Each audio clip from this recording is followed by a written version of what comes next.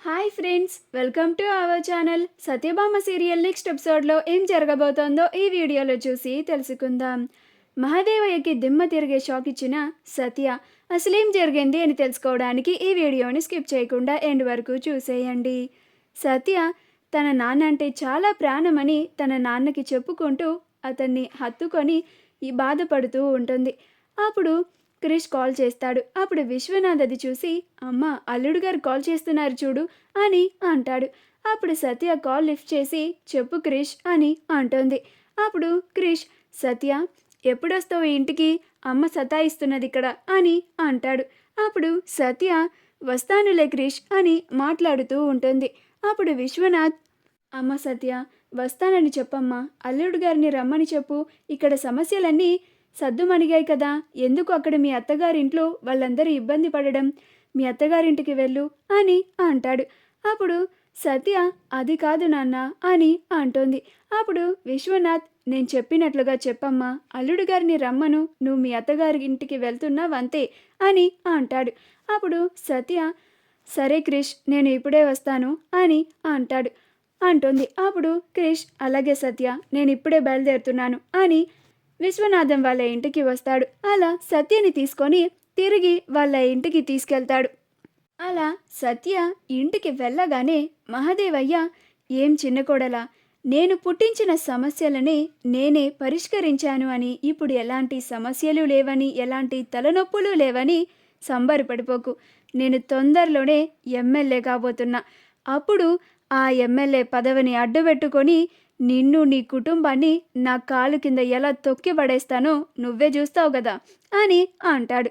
అప్పుడు సత్య, మీరు ఈ రాజకీయం చూసే ఇంతలా విర్రవెగుతున్నారు కాబట్టి మీకు ఆ రాజకీయానికి మధ్యలో దూరం ఏర్పడేలాగా చేస్తా, మిమ్మల్ని మీ రాజకీయ జీవితానికి దూరంగా ఉండేలాగా చేస్తా, మీరు ఎమ్మెల్యే అవ్వనివ్వకుండా చేస్తాను, మీకు పోటీగా నేను కూడా ఎమ్మెల్యే అయ్యి తీరుతాను, ఇప్పుడే అందరి ముందు ఈ విషయాన్ని చెప్తాను అని కృష్ణి, భైరవిని, జయమ్మని అందరినీ పిలుస్తుంది.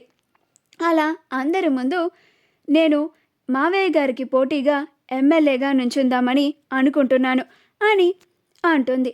అలా సత్య అందరి ముందు చెప్పగానే క్రిష్ ఆశ్చర్యపోతారు. భైరవి కూడా ఆశ్చర్యపోతుంది. అప్పుడు క్రిష్, పిచ్చేమన్నా పట్టిందా సత్య నీకు, నువ్వు ఎమ్మెల్యే అవుడేంది, గది కూడా మా బాపుకి ఎదురు నిలబడతానంటున్నావేంది, జర ఆలోచించు, నీ మాటని వెనక్కి తీసుకో, లేకపోతే తర్వాత చాలా ఇబ్బందులు పడాల్సి వస్తుంది. అయినా మన ఇంట్లోనే ఇద్దరు ఎమ్మెల్యేగా నుంచోడేంది, అయినా నువ్వు మా బాపుకి ఇలాగా ఎదురు ఆపోజిట్గా నుంచోడు నాకు ఇష్టం లేదు అని అంటాడు. అప్పుడు భైరవి కూడా, ఏం చిన్న కొడలా, నా పెనిమిటికే ఎదురు నిలబడి పైగా పోటీగా నువ్వు కూడా ఎమ్మెల్యే అవుతానంటున్నావు, గంత ధైర్యం ఉందా నీకు అని అంటుంది. అప్పుడు క్రిష్, బాపు, నువ్వు సత్య మాటలేం పట్టించుకోకు, ఏదో పరేషాన్లో ఏదేదో ఆలోచించుకొని గట్లా మాట్లాడుతుంది అని అంటాడు. అప్పుడు సత్య, లేదు క్రిష్, నేను బాగా ఆలోచించే నా నిర్ణయాన్ని మీ అందరి ముందు చెప్తున్నాను, నేను మావయ్య గారికి పోటీగా ఎమ్మెల్యేగా నిలబడతాను, ఎమ్మెల్యేగా గెలిచి చూయిస్తాను అని అంటుంది. అప్పుడు క్రిష్, చాలే ఊకో అని అంటాడు. అప్పుడు మహాదేవయ్య, పోనీలేరా, నిల్చొని గప్పుడైనా చిన్న కోడలికి నేను పడుతున్న పాటలేందో అర్థమవుతుంది, రాజకీయంలో ఉండే లొసుగులు అర్థమవుతాయి, సంబరపడుతుంది కదా అని అంటాడు.